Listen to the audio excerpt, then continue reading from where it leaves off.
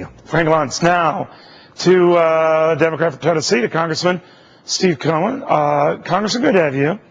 Neil, nice to be back. Are you worried about any of the signals out of tonight? It's still early. It's still limited. It's only a couple of states, but what do you make? I'm not worried at all. I think that it's a good night for Democrats. Where is it a good night for Democrats? Some of the things Rand Paul is for in Kentucky makes Kentucky a seat the Democrats can win. When the people understand that he's against their kids getting an opportunity to get some federal breaks to go to college and make it less expensive for middle-class people to send their kids to college, people who might otherwise think about vote Republican will vote Democrat. When farmers see that Rand Paul's serious about taking farm subsidies away, farmers who otherwise might think about voting Republican and might have voted for Grayson and vote for McConnell will vote Democrat. Yeah, but his opponent, Trey Grayson, mentioned both of the above. And apparently voters there said, you know what, we don't care. Those are Republican voters who voted, but the Grayson voters aren't the people who would vote in the fall. They're going to look at the Democrat real close. Congressman, this is a fairly conservative state. I mean, we're not talking. I know it's a state where Barack Obama didn't even campaign there. It was so red. But now it's a state that's in play for the Democrats. Souter with his kind of activities outside of the office give another seat in Indiana. The Democrats can win, and the Republicans have to spend money there to try to defend that seat.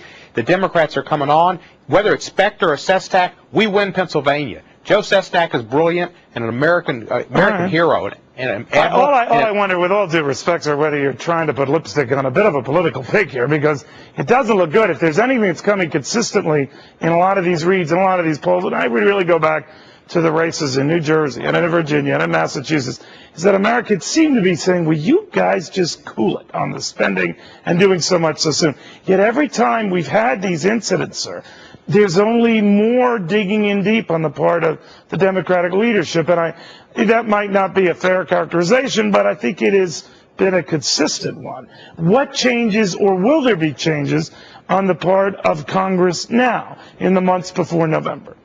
Neil, I think the Democrat Congress is going to look strongly at creating more legislation than we have in the past, and we've done it already, to create jobs. More spending, so we're going to see more spending.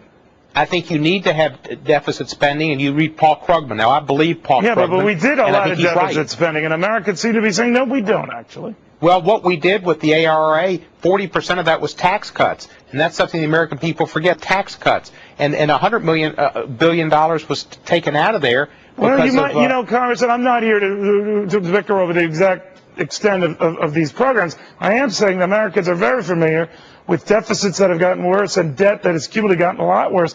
So you might be right about some of the advantages of various initiatives you embarked on, but to most Americans, it seems like you ignore this phenomenon of people who are just saying, we had just put the shovel down.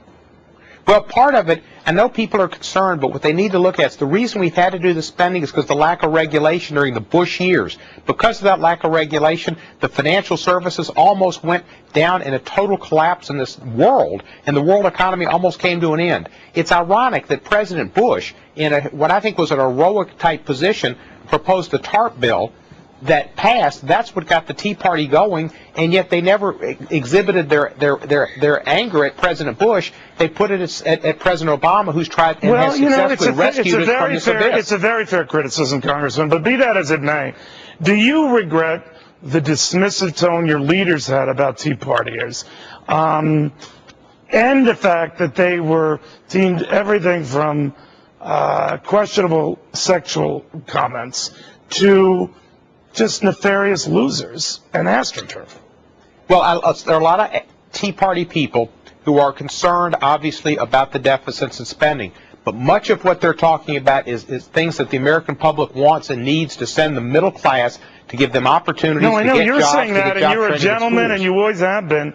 But I think it's fair to say some of your leaders, Nancy Pelosi comes to mind, have not been so circumspect. Well, I don't think most of the folks in the Tea Party movement are likely to vote for Democrats anyway, and I think as they take over the Republican Party... I tell you, I don't know about that. A lot of them, I could say this, bipartisanly hated everybody. Well, I think that they're going to drive the Republican Party further to the right, and that's going to give the Democrats more opportunity to get Republicans to come to the center and switch over and support Democrats. I think so. You think that's what's going to happen this November? There's this great sort of defining moment where Republicans go right, literally, off a cliff, and Democrats pick up the pieces. I think it's going to be to the Democrats' advantage. The Tea Party takes over the Republican Party, and a lot of reasonable... Have you done any drinking tonight, Congressman? Not tonight. No, I haven't. I'm kidding. I know you are. A weird scenario, but you never know. But Congressman, a real pleasure, sir. Thank you very much. Neil, good to be with you. All right, so